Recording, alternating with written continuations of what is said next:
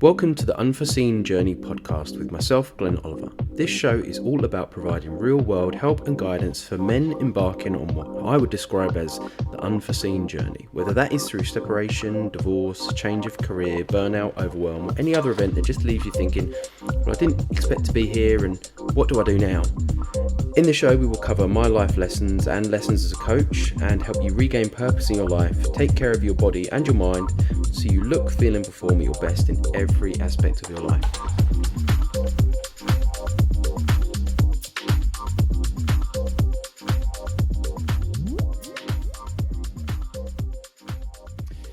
Hey everyone, hope you're doing okay. Welcome to episode 3 of the Unforeseen Journey.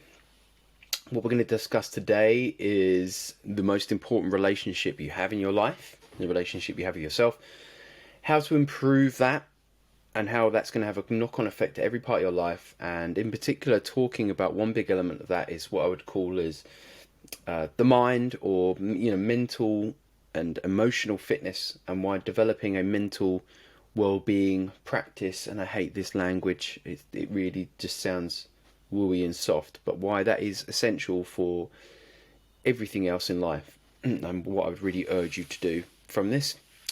So before that, I wanted to give a little update about me and my life, because I know many people, and in fact everyone who watches this or listens to this knows me probably personally. So I think it's always the best podcast I listen to. You feel like you create a connection because you get to know that person through that interaction.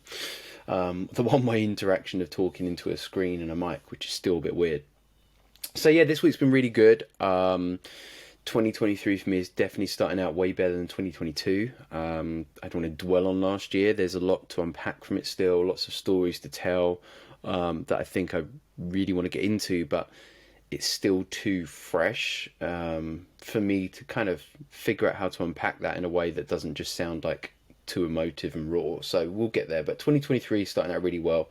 I'm lucky enough and fortunate enough to be actually starting coaching at CrossFit gym from next week a little bit. So CrossFit Hayward Heath, which is nearby to where I live, the opportunities come up to get into doing a bit of coaching there again, which is something I didn't think I would go back to. But if I'm honest, the reason I didn't think I'd go back to it is my ego.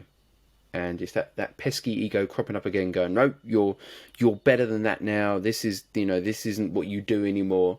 And it was a real thing I sat with for a while, and I was like, where's that come from? Like, I enjoyed coaching physical performance, physical movement. That's what I got into coaching through. Like, why do I need to feel like that? And it was just, honestly, just my ego getting in the way of doing it. I'm also like, I'm really looking forward to actually getting out and seeing some actual humans, because most of my time now is spent staring into a screen, which is great and I love it, and the freedom and autonomy you get from working online is great, but I think I miss that physical connection that you get with being in that gym setting. So it's going to be really exciting.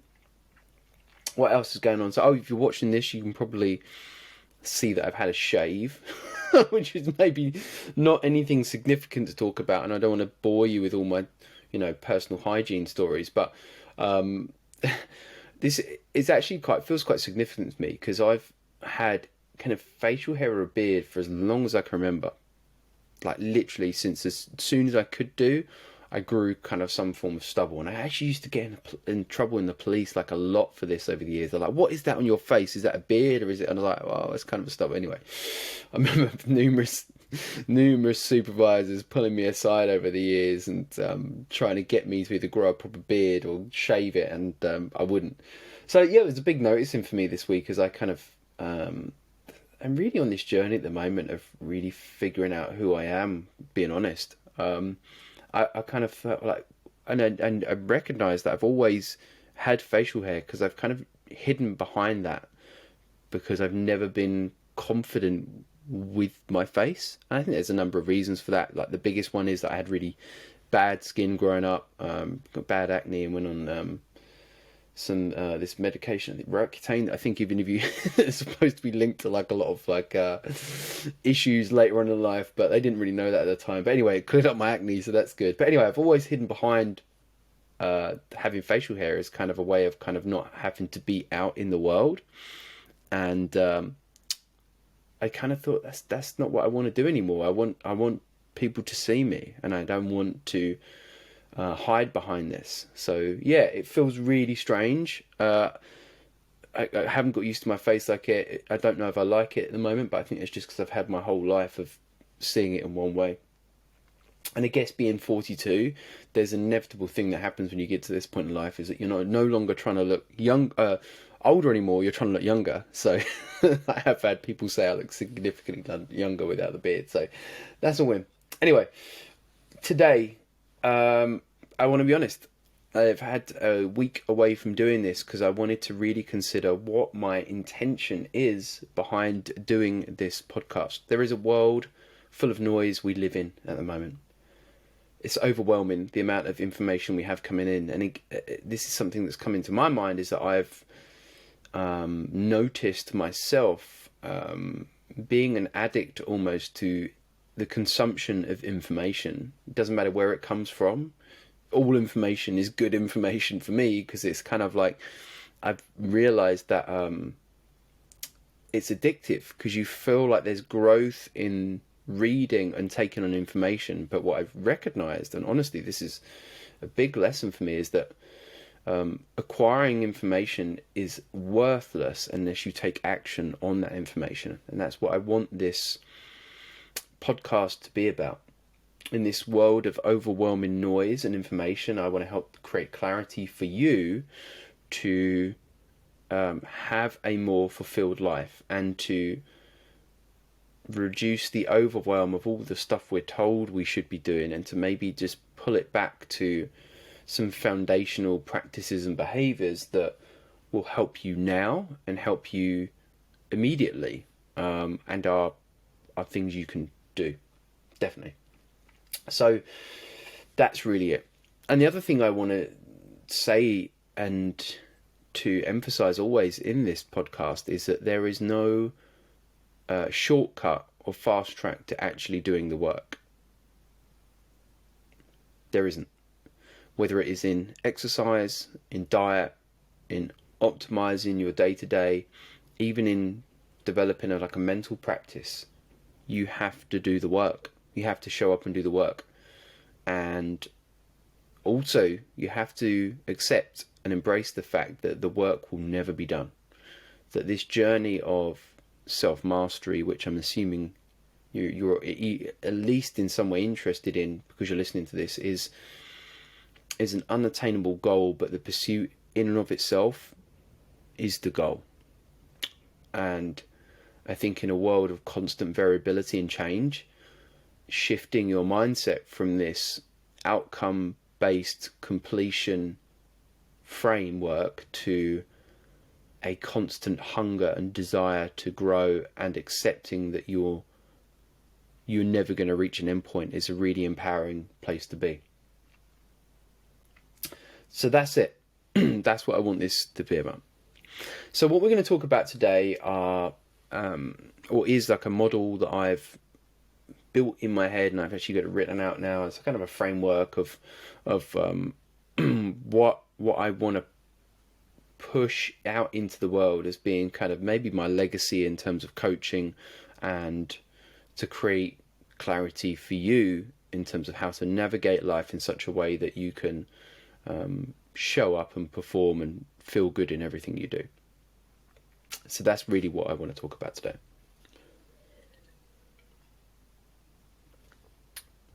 And this has to start with a conversation about the roles and relationships we play in life. We have many roles, many different relationships, and they fulfill different needs within us. And a noticing I had here years ago about these roles and relationships is that it's okay to have those different things, to have those different aspects of you, the different sides of you. We're multifaceted creatures. We have different sides to us, okay? So even if you have different friendship groups, that's fine. They form to serve a different part of this complicated, messy person that you are, that is absolutely perfect being this complicated, messy person. I think the issue is in life when we talk about roles and relationships, it's when we find ourselves in roles and relationships that are inauthentic to the essence of who we are inside. And that's easily done based on societal norms, what we're grown up around, what's expected of us.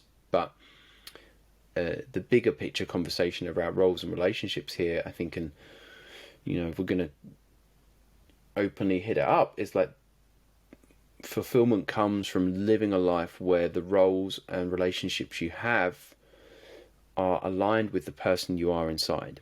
So you're not having to go and perform a role and be this completely different version of you.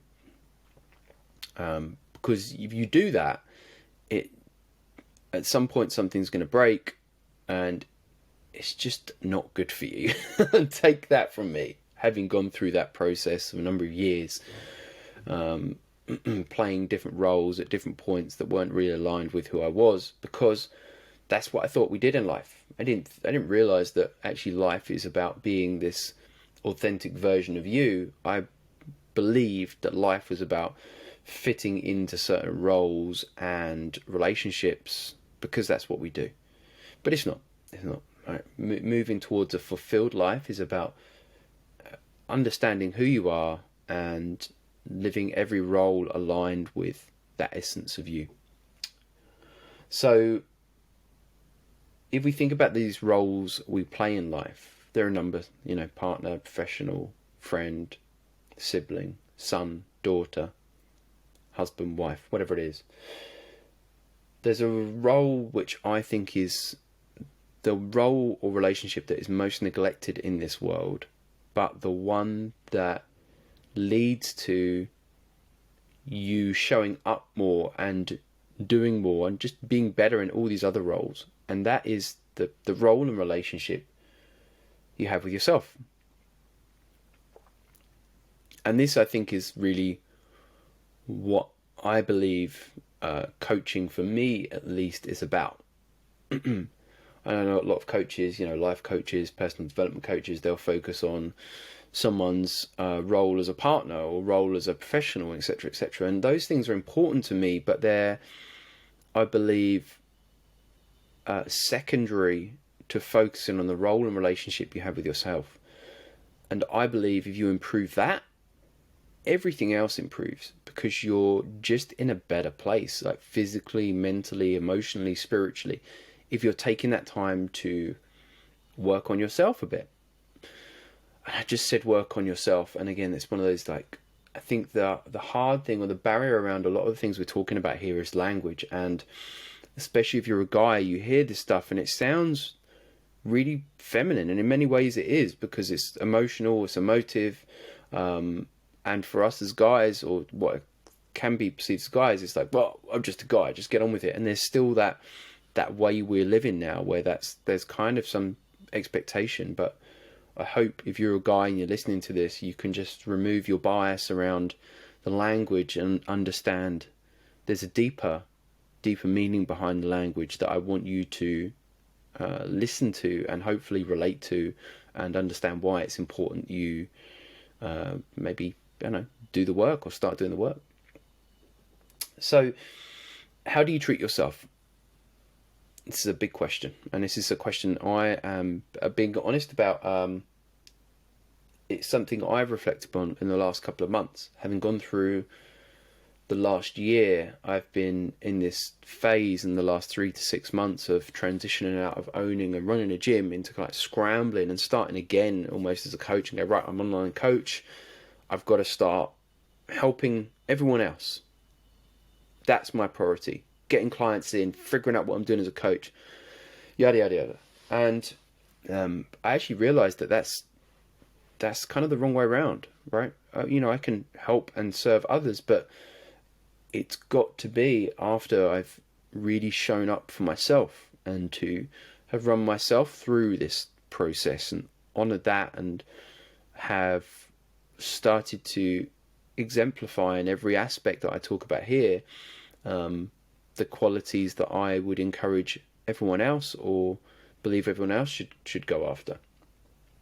And so that's been a big lesson for me in the last probably like 1 or 2 months, is to to show up and to do the work myself before you help others. And I guess that's the big lesson, isn't it? What I'm talking about here is this is about working on yourself, and that's the lesson that's come from that. How that's come from that has come from my own experience. And actually, since I've started doing this, I've really gone through all the things I talked about in my last episode. I've gone through this kind of like roadmap of where I want to be, the different elements which we talk about today, and I've got a clear timeline for myself. So I'm coaching myself, which is an interesting thing, hard to do in many ways, as many coaches will tell you, but it's a necessity at the moment for me. So how do you treat yourself? And with the role and relationship we have with ourselves, I've broken this down in my model of thought, and I have a very, I don't know what my mind is like, but it likes to build frameworks and structures, even though I know there's no such perfect framework or structure because we're all highly complex, but it really serves me to have a visual model of what I'm trying to navigate. So if you imagine you've got all the roles in your life stacked up on one another, okay, maybe at the bottom is the most important one, whatever that is, parent, partner, wherever you are, and then on the top one, maybe the top one's like the least important. But the foundation of those roles is that, or relationships, is that role and relationship you have with yourself. And further below that, there's actually what I'd say is 4 elements to that role and relationship. And we're going to talk about one of those in particular today, which is the one which I think is the key to the others. So there's 4 parts of it. There's the mind, the body, energy, and rhythm. What are these? Right? Are these just wooey, non-descriptive words? No, they all make sense to me, and I want to explain them to you. So the first pillar, which we are going to talk about today a bit more, is the mind. And this is really the inner relationship you have with yourself, the relationship you have with the world around you, the amount of space you're creating mentally, day to day, week to week, to honour what you need to perform at your best, and to create awareness, self-awareness, and develop a practice that creates awareness of you and who you are, and which we'll talk about again a bit more in a minute. So that's the first pillar, right? And that's why I think that is key. I'll go on to explain in a minute. But the other 3 pillars are body. This for me is physical movement capacity, and just moving in space and understanding this beautiful gift we have within our bodies, and the capacity to experience physical challenges and discomfort and awareness, and why it's so important for us. Thirdly, energy. This can be thought of as nutrition or diet, fuel, what you're putting in your body to energize yourself and work day to day. And as you can probably appreciate, if you're filling yourself with garbage, you're going to perform like garbage, which is why it's a really important thing to consider. Rhythm, the last one, is, broadly speaking, how you're structuring your day, week, and month. So routines, habits, and behaviors. Are they setting you up for success, or are they destroying you? Are you conscious and intentional about the use of your time, or are you just going along mindlessly as time, which is the most precious resource we have, flies by very, very quickly? And so that's why it's a big thing for me, is developing that conscious and intentional rhythm. But today I want to start talking about the mind. And this again is awareness of myself, and awareness as a coach and experience, is that it starts here. It starts with your mind. It starts with your foundational awareness of who you are, your beliefs and labels which you've attached to yourself, and developing a practice that enables you to create some mental space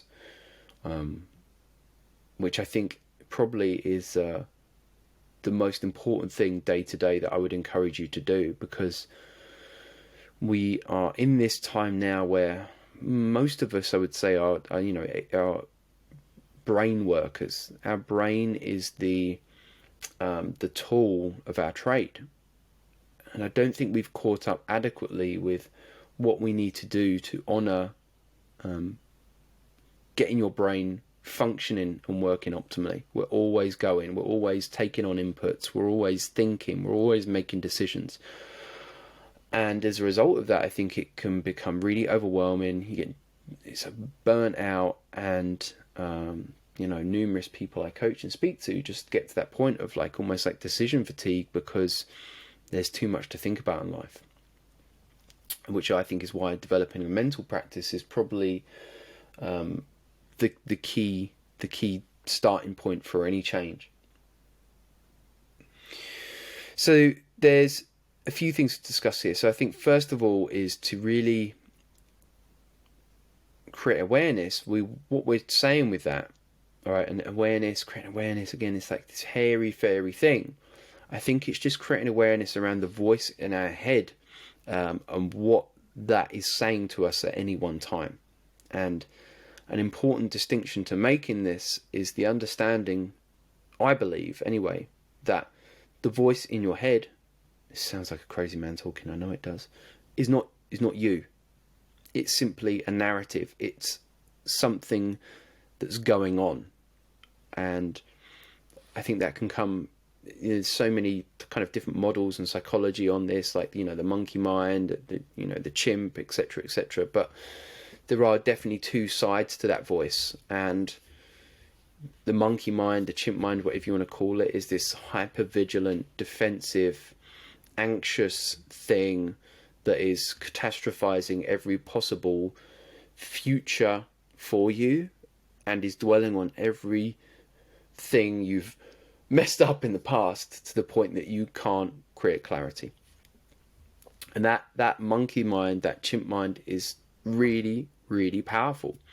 And this is why I think developing a practice of awareness and self-awareness is key, because what that has done for me is to honor the monkey and the chimp, but over time I'm consciously developing the ability to hear and see the monkey mind, the chimp mind, but to step back from that and go, oh, we're doing that, are we? That's what's going on now. We're going to go down that road. And it's allowing me, definitely I can feel this. Not always, I still mess it up. Every once in a while I kind of can sit with it now and see it. Whereas before I would just get sucked into that, paranoia, overwhelm, mental model of just getting overwhelmed by something really silly, and it kind of snowballs into something absolutely crazy. But building that awareness has really helped me, and that's why I think developing mental fitness, emotional fitness, etc., whatever you want to call it, is really essential. How do we do that? We'll talk about it in a minute. But there's something from this which I've got to acknowledge is daunting. And if you're listening to this, you're like, where do I start with this? This is so daunting. And I want to tell you that just because it's daunting and hard, and is going to be uncomfortable, it doesn't mean it's not a worthy pursuit. And I've had this feeling a few times in my life. I think the first time I've had it was when I first got into coaching. I got into coaching CrossFit, absolutely loved it, beautiful. And for a time, I thought CrossFit was all there was to fitness. I was like, right, that's it. I know the fitness thing now. I can do it. And then I was lucky enough to start my education, or developing education, with the guys at OPEX Fitness. And I remember listening to James Fitzgerald, the guy who started it, talk one day, and I was like, oh, I know absolutely nothing. And I think it's that going from that moment of kind of conscious awareness around what you don't know, and it's almost like daunting and overwhelming, but equally there's a hunger and a thirst to know more and learn more and grow. But that was my first experience within fitness, and I guess I've had that more recently over the last several years, as I've had that awareness in the mind, and that it's really easy to think we know what we're doing and to go through life on autopilot. And the truth is, I think that is how most people are spending their lives, right? They're on autopilot, they're plugging into the matrix, doing their job, buying stuff, numbing themselves, etc., etc. Maybe I'm just overly pessimistic, but that's my observation from it anyway. And I think that with that, we just shut ourselves off. And so the idea of kind of opening your eyes and seeing this new horizon is daunting, because, well, it's really messy. There's not really one thing you can do, and you've got to take ownership of it for yourself and develop your own practice that's going to work for you, and that's going to be different from what works for me.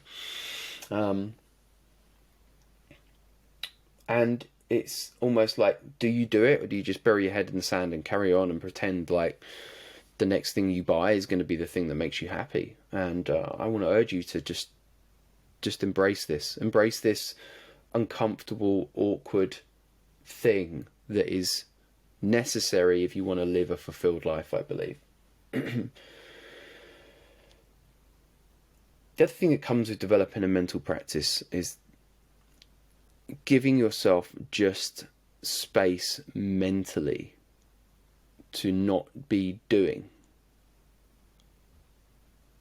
We are all taking on information day to day. Like, we wake up, look at our phones, we're taking on information, we're working, we're taking on information. In the evening watch, we're taking on stuff. And I think there's something lost in being still and being calm and being mentally able to have space in your head.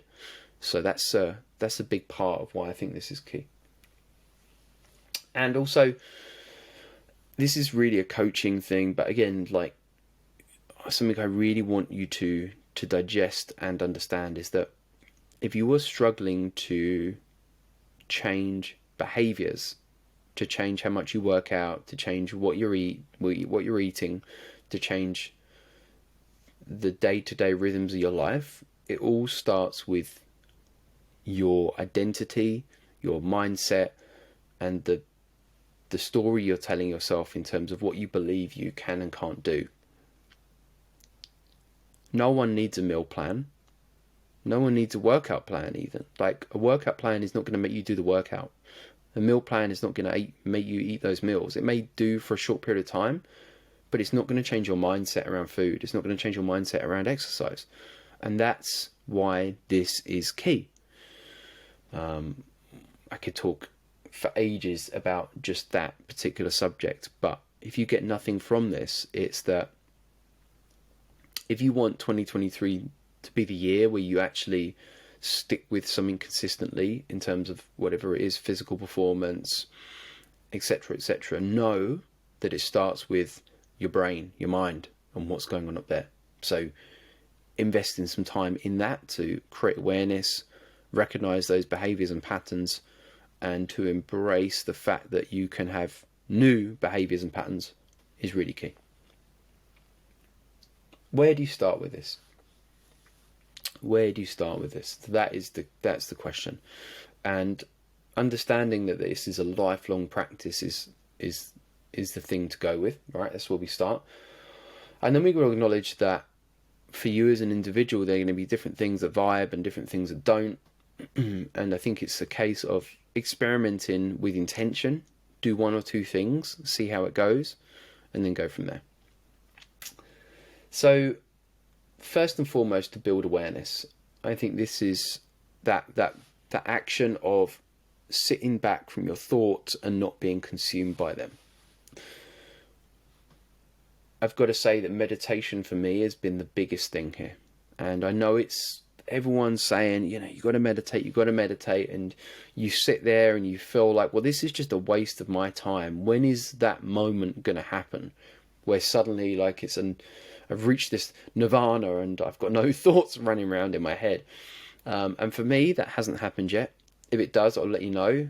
Maybe I'll float on to the next podcast if that happens. But that hasn't happened. But what has happened from it is a genuine, significant ability to listen to the conversations in my head and to listen to the voice in my head and to have what I would say is like a pattern interrupt on that voice taking over.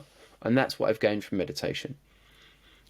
Still, as I sit there, I get consumed by thoughts, etc., etc. But I believe the point in it is noticing that and then just starting again, beginning again.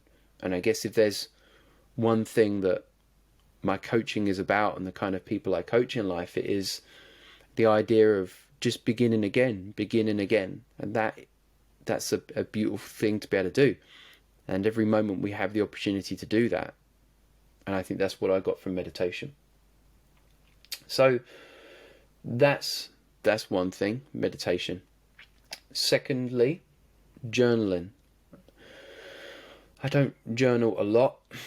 Some days I do it for 2 minutes. Other days, if I've got the luxury of time and I've got the deep desire to do it, I'll write for 20 minutes. But writing is, I don't know what it is or why it is, but it's so cathartic. And there's something about putting what's going on in your head on a page that really helps to create some kind of awareness. So much so that I'm not just getting dragged into life so much. So if you were going to start anywhere with building awareness, I would say it would be to spend some time meditating and then to consider journaling. And when I journal, the structure I use is really simple. I've probably wasted hundreds of pounds on journals over the years. I've never used because they were never for me. And I think journaling has got to be about what works for you. But for me, it's really simple. I start each journal entry by saying, what is the one thing I want to do today to progress and move forward? And then I list 3 things I'm grateful for. I think gratitude is extremely, extremely powerful, especially when you're struggling mentally. It's good to always have that reframe of the positive. And then I just write my thoughts. And that might be 2 lines, it might be 20 lines. But it's been really powerful for me. The other thing I think that has been powerful for me, which I would encourage you to do, and I know it's always a demand of my time, I've got a limited amount of time, and I get that, I really do, but again, there's no fast tracks, right? This is just me giving you the truth of it and the principles of it, and if you want to give it a go, do it.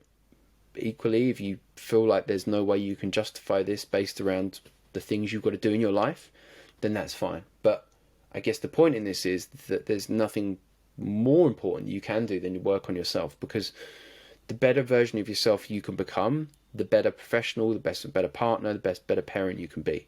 And unfortunately, there needs to be a trade-off, and that needs to be a little bit of time you put into yourself. Creating mental space. So I think this is something, a byproduct of our age, and I would encourage you, next time you're on public transport or just out anywhere, just look at how people are, and what you'll notice, as I'm sure you know what I'm going to say, is people are constantly plugged into their phones. We're not allowing ourselves the mental space to just think clearly and to just not be trying to solve life and not be taking on information and getting sucked into things. So creating mental space is really important. And how can you do that? Well, the simplest way I can think of with it that you could do day to day is just go for a walk. It doesn't have to be long. It could be 20 minutes, 30 minutes. If you're feeling really bold, go longer. But go for a walk and leave your phone at home. Controversial subject. If you can't leave the phone at home, then put it on Do Not Disturb. And just walk and listen to nature and be out there and just clear that space mentally. An upgrade to this would be, I think, if you're someone like me who's self-employed and you have the ability to control your schedule, is to allow weekly time for you to do that. Especially if you're a knowledge worker and your job relies upon some kind of creative expression, that mental space is essential for you to be able to create. If you're just doing all the time, you're not going to get to those moments. Those moments where, and I know you will have experienced this, where you're, in the shower and something just comes in your head. You're walking along and it just comes in your head.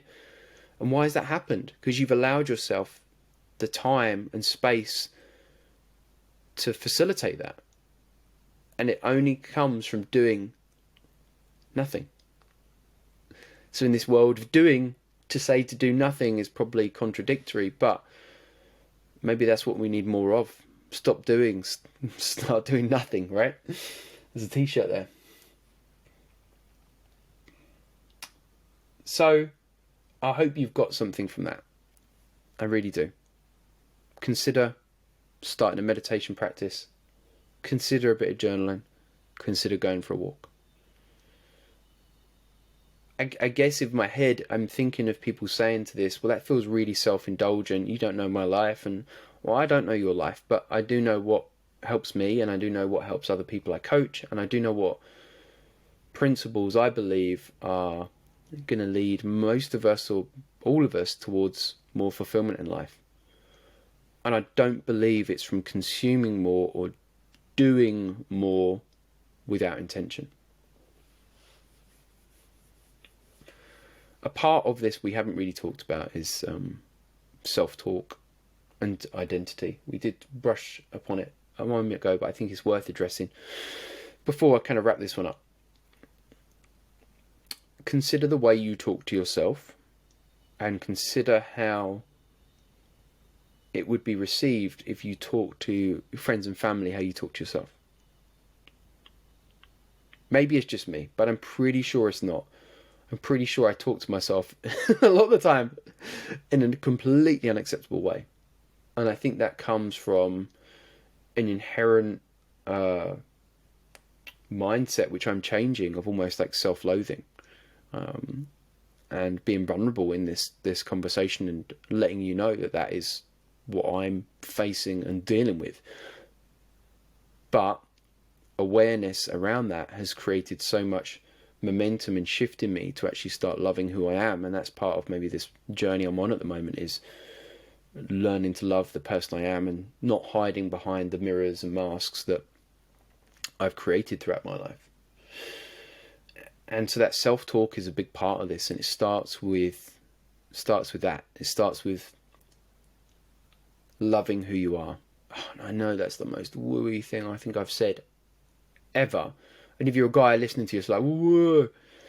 But, dude, you've got to love who you are genuinely. If you don't, like, there's nothing else that's going to change.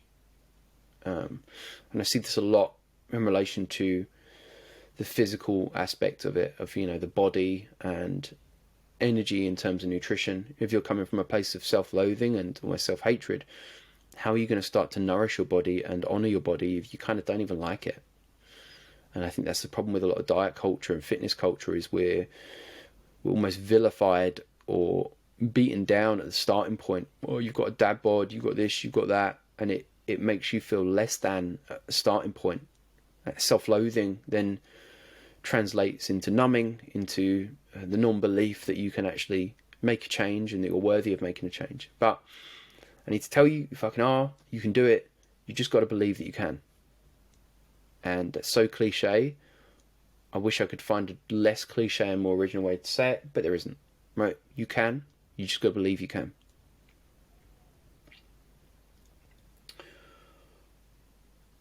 A big thing for me, and why I really want to finish on this point, and it's taken me probably a while to get here,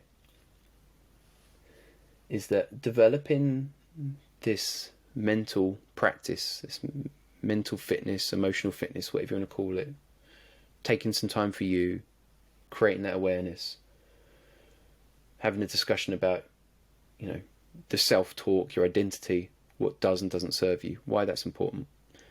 The biggest thing I have got out of this, and which is why I want you to do it and urge you to do it, is that since I have started doing this, probably in the last 12 months, I've become really conscious of moments as they happen, of how significant and beautiful they are.